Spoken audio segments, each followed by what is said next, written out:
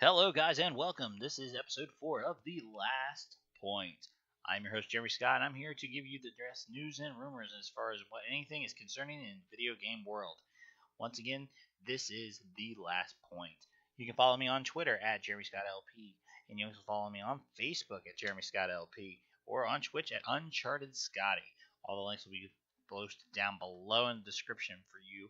And remember to like, share, and subscribe to the channel for more podcasting fantasticness and all the greatness that comes from the channel. And today we will be bringing you episode 4 of The Last Point. Just to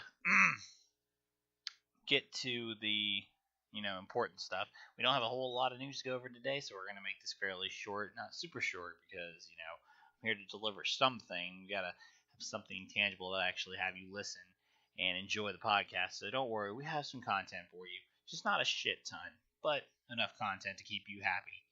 The 2 people that have viewed my videos, but hopefully we'll be having more, and hopefully we'll get some subscribers, which would be fantastic.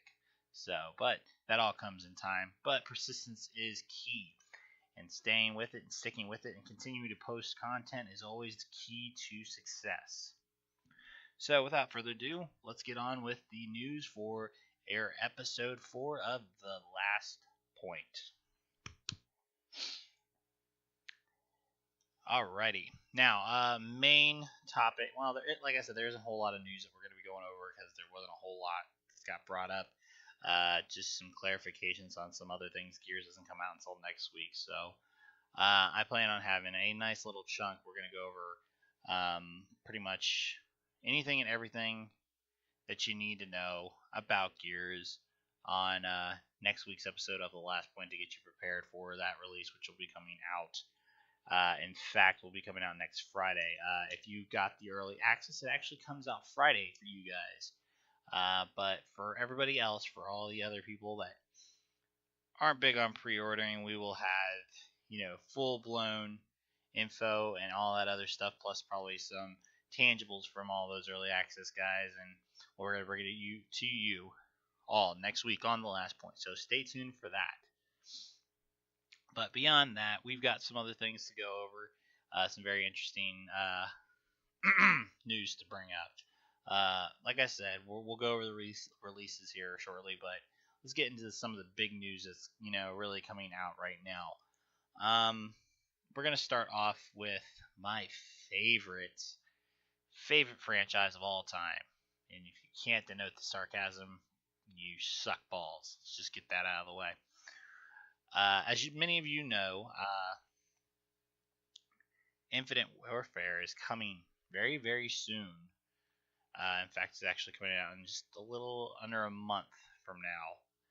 So there's going to be obvious hype. There's going to be a lot of, oh, it's coming, and there's going to be a lot of people getting this game. By a lot of people, I mean a lot of people that don't have anything better to do and want to say, oh yeah, I play Call of Duty because I'm the best. I don't give a shit. Anyway, for the true gamers, the ones that actually do give a shit, one of the big things that's supposed to be coming out with it is the Modern Warfare Remaster, which has gotten a lot of people, a lot of people got their interest perked when they heard that they were getting a remastered edition of Modern Warfare, which was a fantastic game in and of itself, and some of the multiplayer maps were fantastic. Although they did push it far and beyond what you could have expected with Modern Warfare 2, which was an even better game and the best in the Call of Duty series, in my personal opinion. But Modern Warfare was just as good, not as great, but really, really good regardless. So, but anyway, this article comes from Kotaku. Sorry, my Japanese pronunciation has been off lately. But this article comes from them and states, Modern Warfare Remaster requires Infinite Warfare to run. Somehow we already knew this, but unfortunately, we can't just buy it separately because Activision's got to be a bunch of assholes. They got to make shit difficult.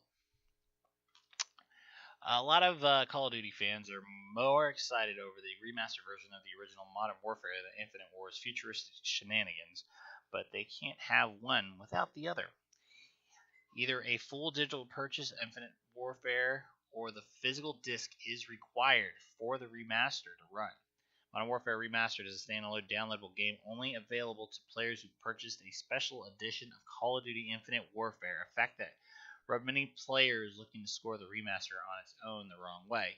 One possible solution would have been to purchase Infinite Warfare at retail, use the code to download the remaster, and then sell it, trade in the newer game. According to wording in the Modern Warfare Remastered website spotted by Charlie and Cell, that's a no-go.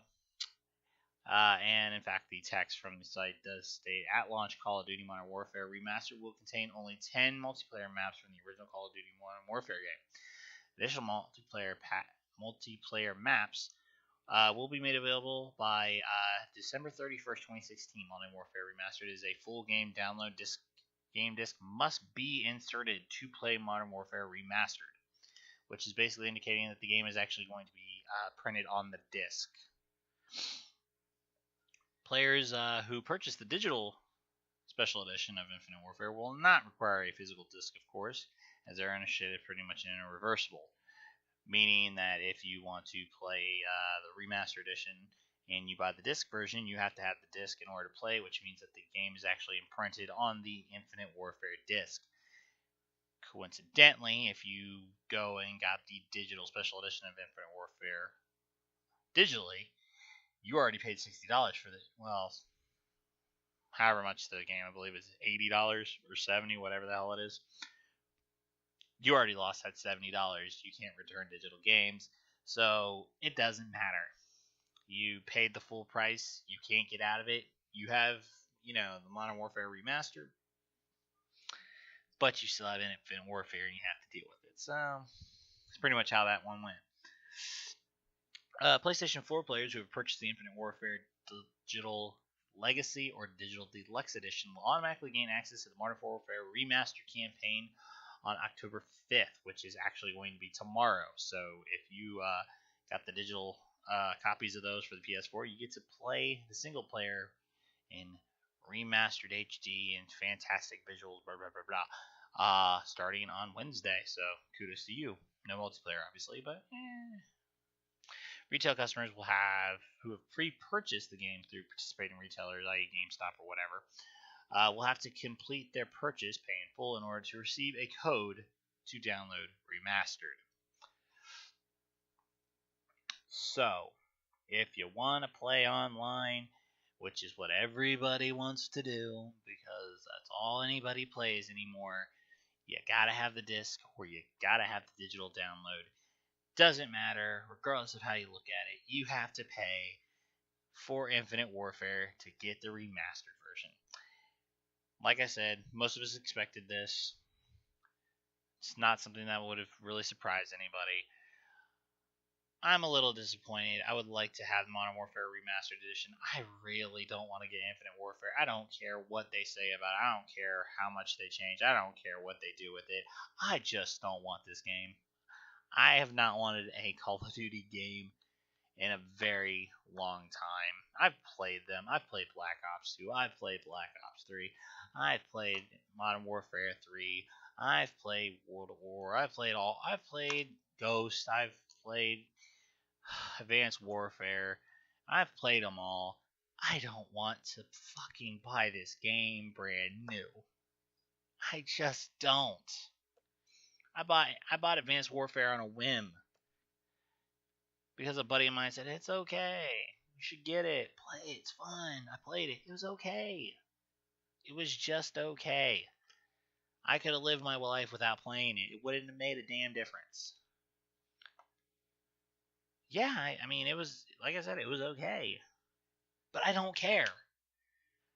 And here's a chance to play, one of the good ones. And you have to buy a shit game. I mean, for all we know, it may not be a shit game. But more than likely, it's just going to be a meh game. A meh game. I love those types.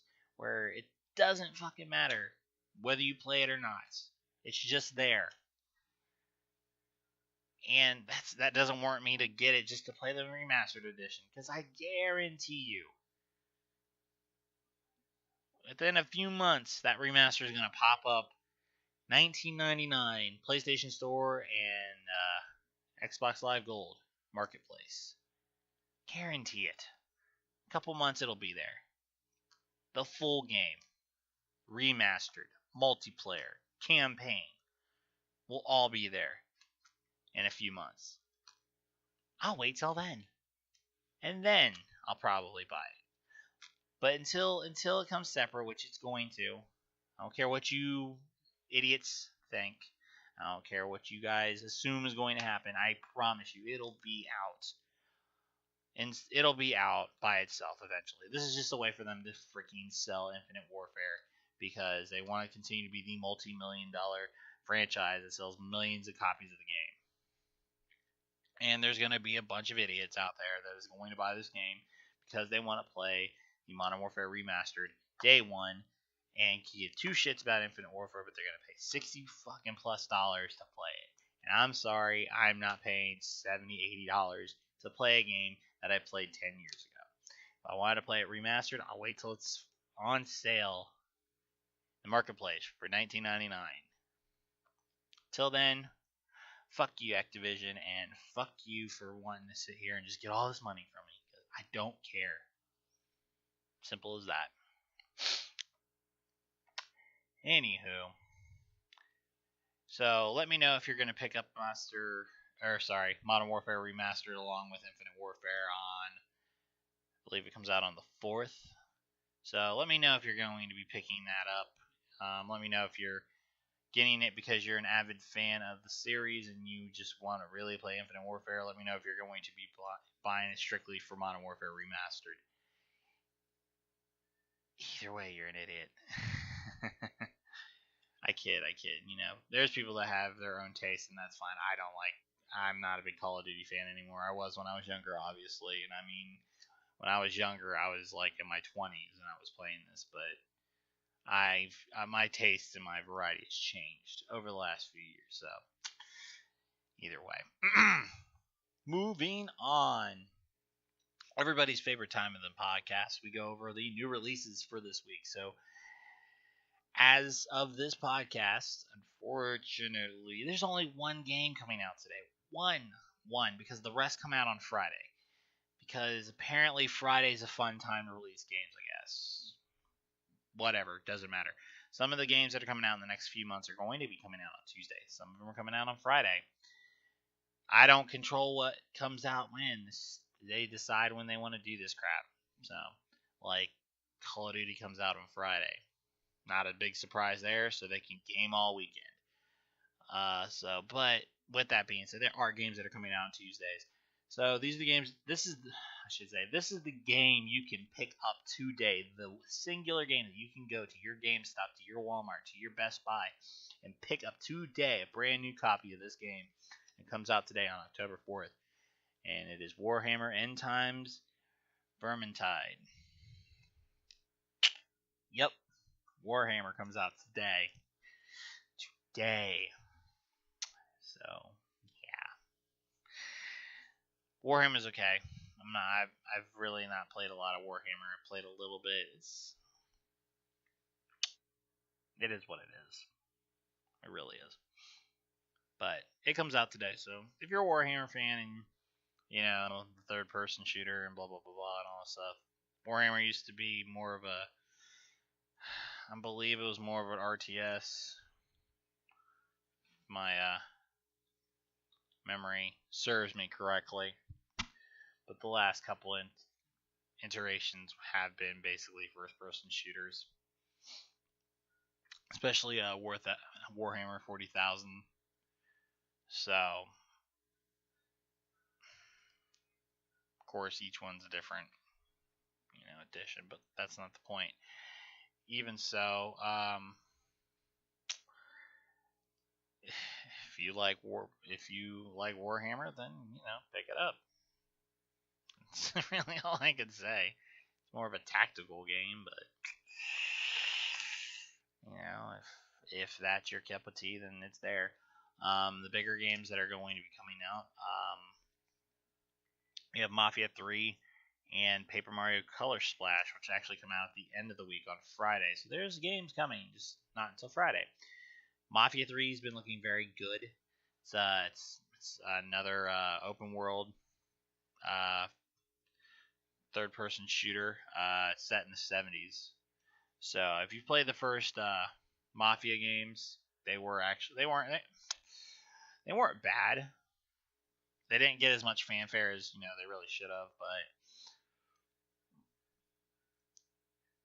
because I played the original Mafia and it was okay. It wasn't anything to call home about, but it was pretty good. I mean, it's being published by 2K. Don't let that confuse you and like, oh, this would be super. It's made by Hangar 13. Excuse me. But yeah, it's being made by Hangar 13, which actually this is really their first game. So, I mean, you got to take that with a grain of salt. So, and like I said, this is Take Two Interactive or 2K Games, which they do publish Grand Theft Auto, but don't let that just sit there and be like, oh, this is a new Grand Theft. It's not a new Grand Theft Auto. It's completely different. Like I said, it's actually set in the late 60s, but 60s, 70s, however you want to go about it. You're obviously in the mob, otherwise it wouldn't be called Mafia. It's single player, so pick it up if you really want to have a nice, good action adventure, which is, like I said, which is similar to Grand Theft Auto, but it's got its differences. You don't want to sit here. I don't want to sit here and say, oh yeah, it's a Grand Theft Auto. It's not a Grand Theft Auto spawn. Just like I said, if you've played the Mafia games before, this has been looking very, very good. Music is top notch. Graphics are looking pretty damn good. The plot is sounding pretty good. I mean, basically, boy adopted by black mobsters, later serving in the Vietnam War, discharged, go to a fictional version of New Orleans, introduced into the black mob. There's supposed to be a lot of racial tendencies going on in this game. Your character is actually, I believe the main character is actually white. So I know there's a lot of racial tendencies that are supposed to be pulled up in this game. There is stealth tactics. So I mean, there's a lot. There's a lot that goes into this. So I mean, it's really something you should look into, especially if you want to get into some really deep story and really contradicting elements. So, and then of course you got Paper Mario Color Splash, which I haven't read a whole lot about, but it's Paper Mario. Paper Mario is cool in and of itself, but that comes out here. Actually, yeah, like I said, once again with everything else, this one actually does come out on Friday because reasons or whatever, and it's it's a role playing game just like any other game that's from the Paper Mario family. But like I said, I haven't read a whole lot on it.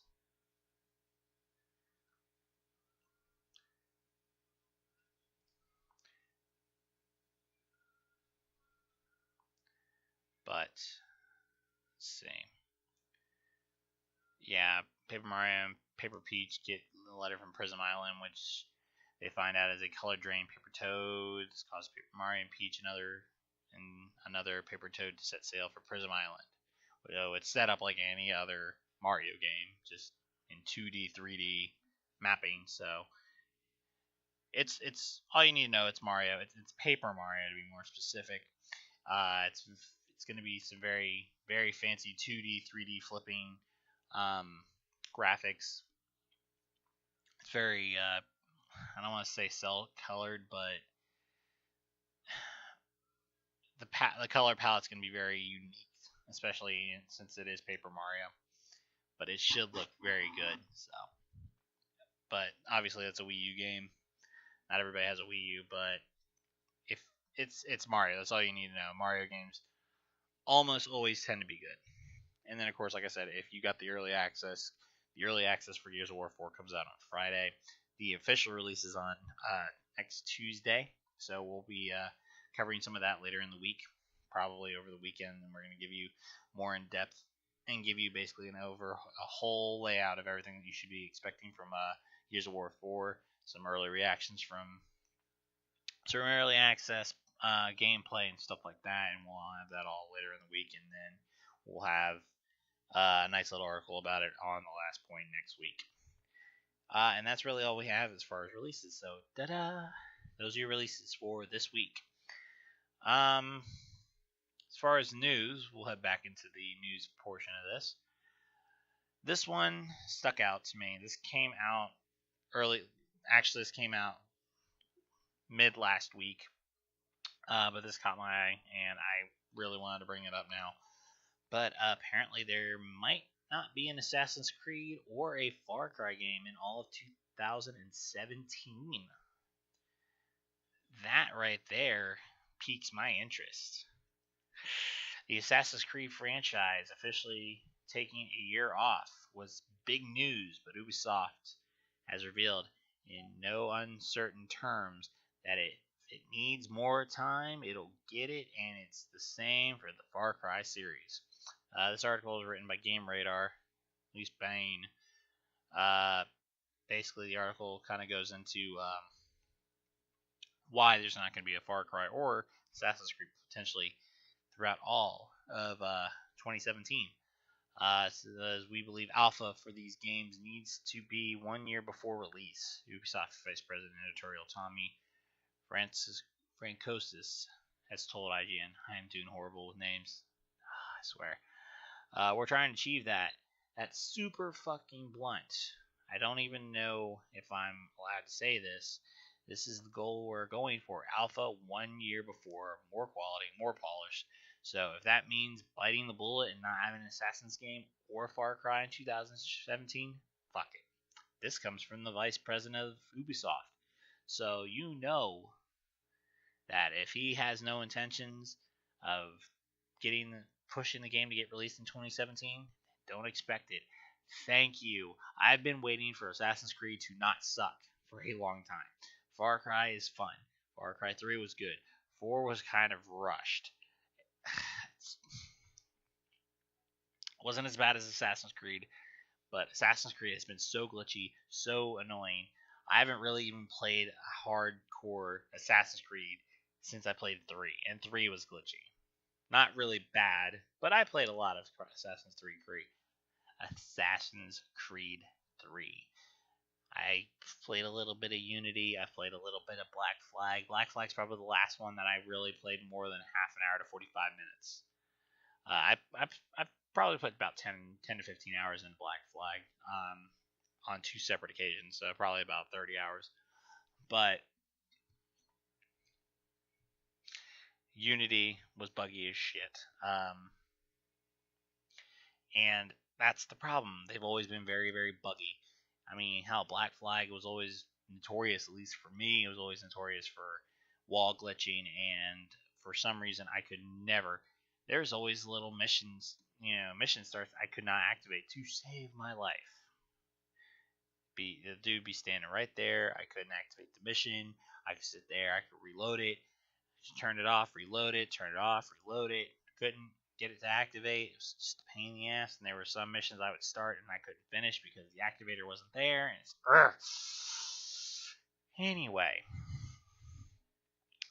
That might be plenty of swears, but it's definitely to the point. Francesco Francosis goes on to explain that alpha doesn't mean public access, but a full working game to polish and tweak for optimal performance. We still need to have an alpha, and we need it available as early as we possibly can, he says, because the more time we have for this, the more polish we have, the more time we can change, refine, swap systems. You can't take shortcuts. He's not saying it directly, but the company clearly doesn't want another Assassin's Creed Unity where performance across all platforms varied widely. Syndicate didn't suffer from the same problem, but is using the same Assassin's Creed engine that's straining somewhat under pressure. Now they've used the same engine for the last 3 games, and it's really starting to show its wear and tear. Call of Duty's been notorious for this. They've used the same engine forever. Um, you've got to rebuild the engine every so often. I'm not saying you need to rebuild an engine every single game that comes out. Grand Theft Auto does. That's why you can tell drastic differences between each game. Uh, Vice City and San Andreas use the same engine, but I mean, you got to realize it came out I believe it was 2 years in between Vice City and Grand Theft Auto San Andreas, but we don't get a Grand Theft Auto every 2 years. We get a Grand Theft Auto every I want to say every 3 to 5 years. So when they do that, they usually build a brand new engine from the ground up. That's why it usually takes so long. And I'm not one to complain about that. I would rather wait 3 years for a well built game than to get the same game every year that just gets choppier and choppier and choppier. And that's the mantra that Assassin's Creed has fallen under. It's the mantra that Call of Duty has fallen under. That's the mantra that Far Cry 4 or Far Cry was certain to fall under with 3, 4 Primal. I mean, that's kind of what has started to happen with some of these AAA games because these developers or not developers, but publishers are wanting them out now. Sports games, I mean, the convenient thing with sports games is that usually you can use the exact same engine for about 3 or 4 years, and you don't really have to put much effort into it because a lot of it stays the same. A lot of the aspects stay the same. You figure, you don't really have to tweak basketball or football or soccer or hockey or wrestling and really put a whole lot of tweaks into it. You've got to improve on certain things, but you really don't have to change the core mechanics of the game, which is convenient, which is why you can use the same engine for 3 or 4 years. I'm not saying that they should use it for 3 or 4 years, but that gives you some leeway, so that way you can make 2 or 3 games using the same engine, and you only have to sit here and make a few tweaks here and there, update the rosters, and and then you're good. With that being said, he also reiterates that this year has given both Assassin's Creed and Far Cry some essential time, and hopefully they won't be as cookie cutter open world as previous years. I don't think we need to break that formula, he confirms. This year we've given Far Cry and Assassins some time to decant, innovate, and polish. The object behind this is exactly that. You'd be surprised. There are so many prototypes and alternatives. It's always the same thing. The player is king, so we play test it, and players are just like, what the fuck? And we're like, oh no, we just spent a year prototyping this new macro structure of an Assassin's or other type of open world game, and people are telling us shit. It's great to know that Ubi is taking the time it needs to create something genuinely new. It won't be too long until we find out that if we're getting a new free running venture next year. Current rumors point to a trip back in time to ancient Egypt in what is being codenamed Assassin's Creed Empire. Now, if we go back as far as like the original Assassin's Creed, which was way back in the day, I'm cool with that. I really am. I mean, it's not like it's like, oh no, we're going back to our roots. We're gonna start from scratch where everybody loved us and stuff. I mean, it's not that's not necessarily what you have to do. Battlefield is a very good prime example for this.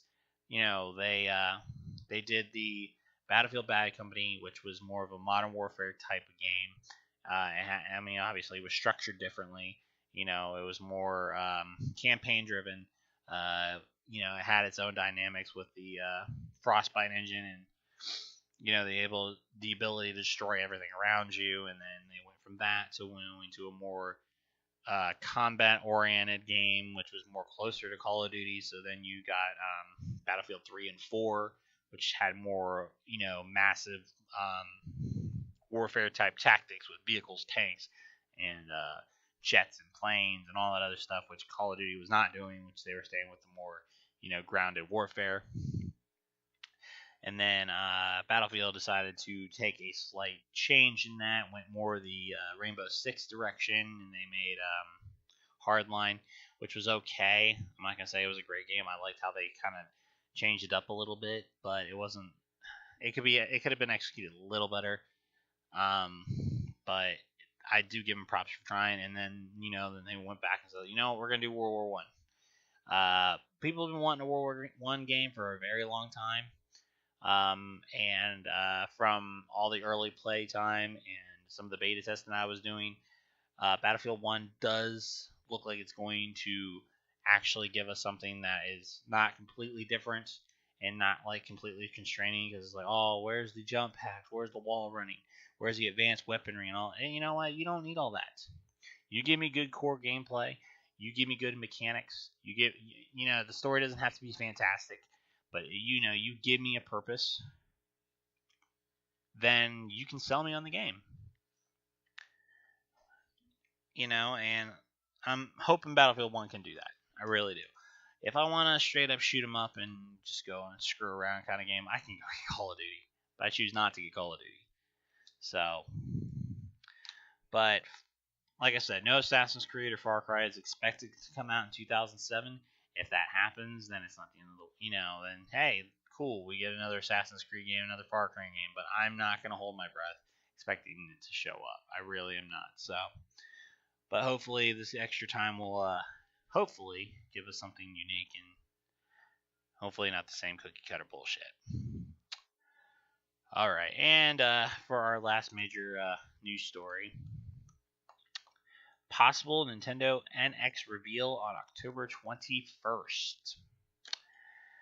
The rumor going around on everything, this came from SquishTurtle.com, Nintendo is most likely to reveal its next console, codename NX, on October 21st, 2016, which happens to be a year after Marty arrived to the future. For all you Back to the Future geeks out there.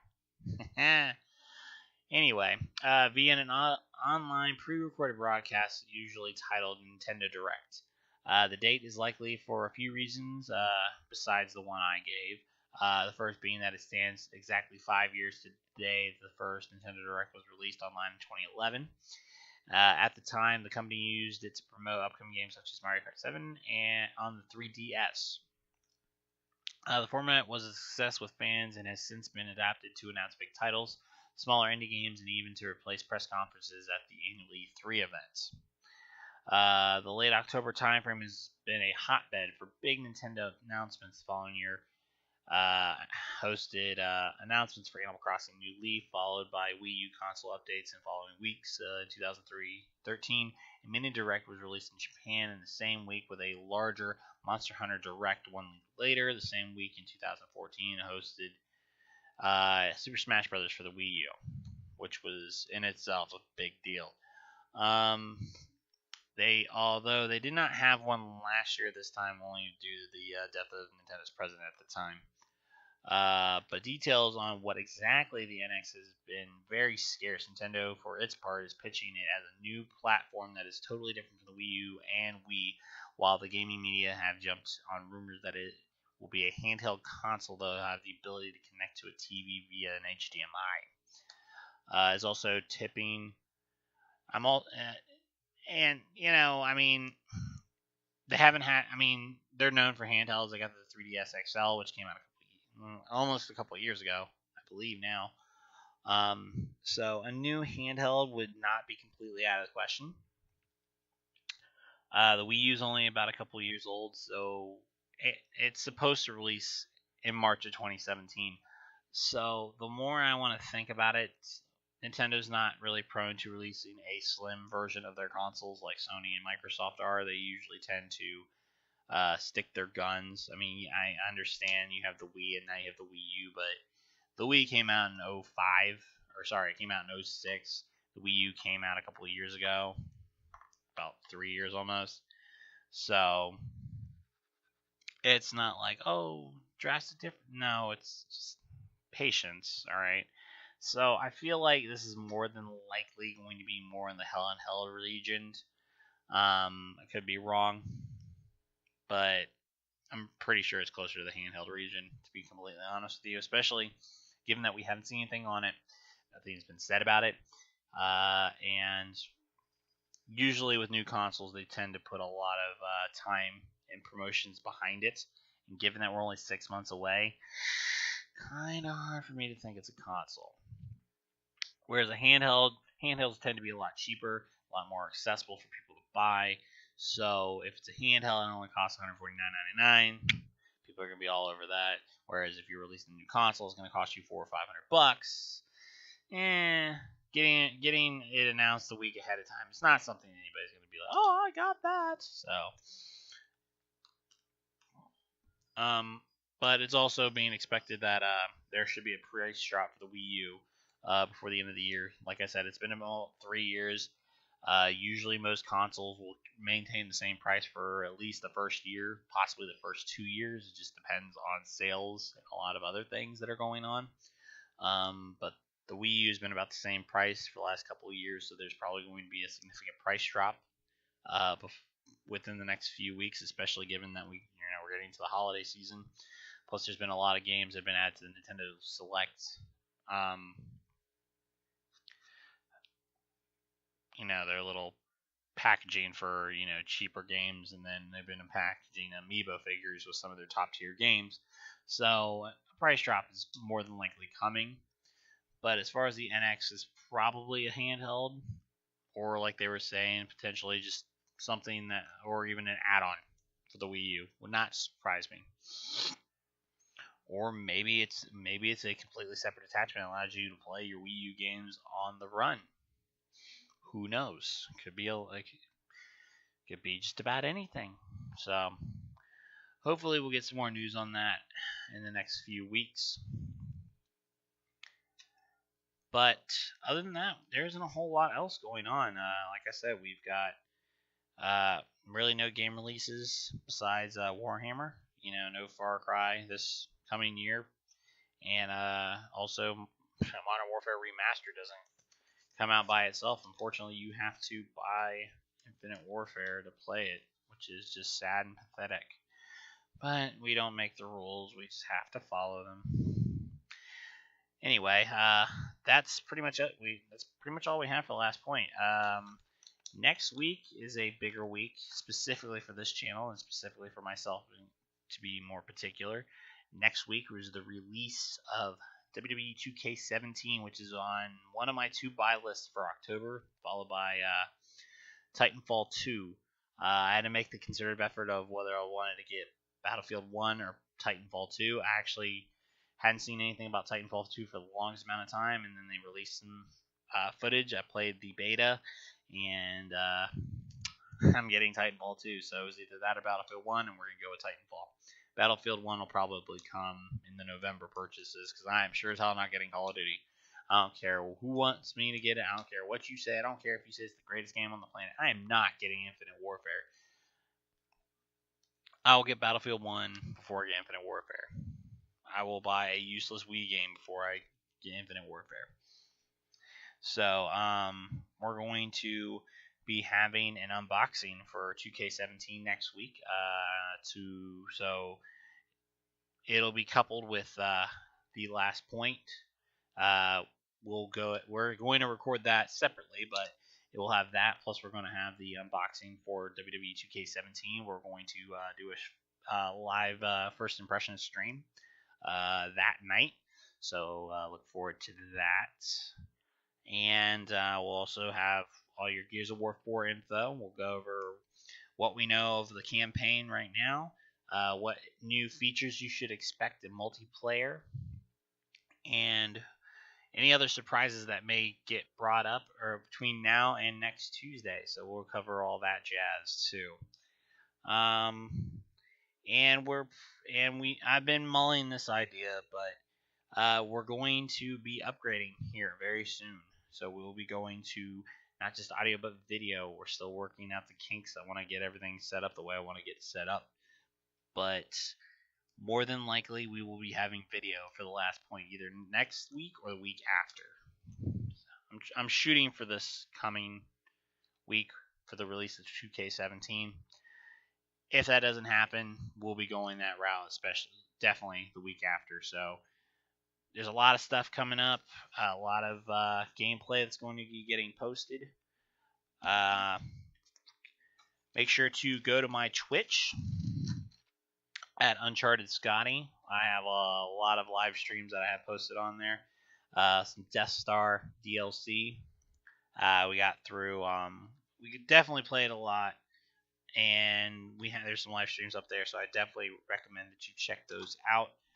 Um, Remember to follow me on Twitter at Jeremy Scott LP, and follow us over on Facebook at Jeremy Scott LP, and of course Twitch. And don't forget to like, share, and subscribe. Tune in every Tuesday. That's right, every Tuesday right here on YouTube.com for the podcast, which will be up every Tuesday morning for your enjoyment, for your drive to work, for your drive home, for your bullshitting on your break, or any other time where you feel the need that you, honest to God, want to listen to this. But, like I said, we'll be back next week with some 2K17, some Gears of War 4, some unboxings, and just maybe, we'll have a little more info on Titanfall 2. Until then, we'll see you next time, and this has been The Last Point.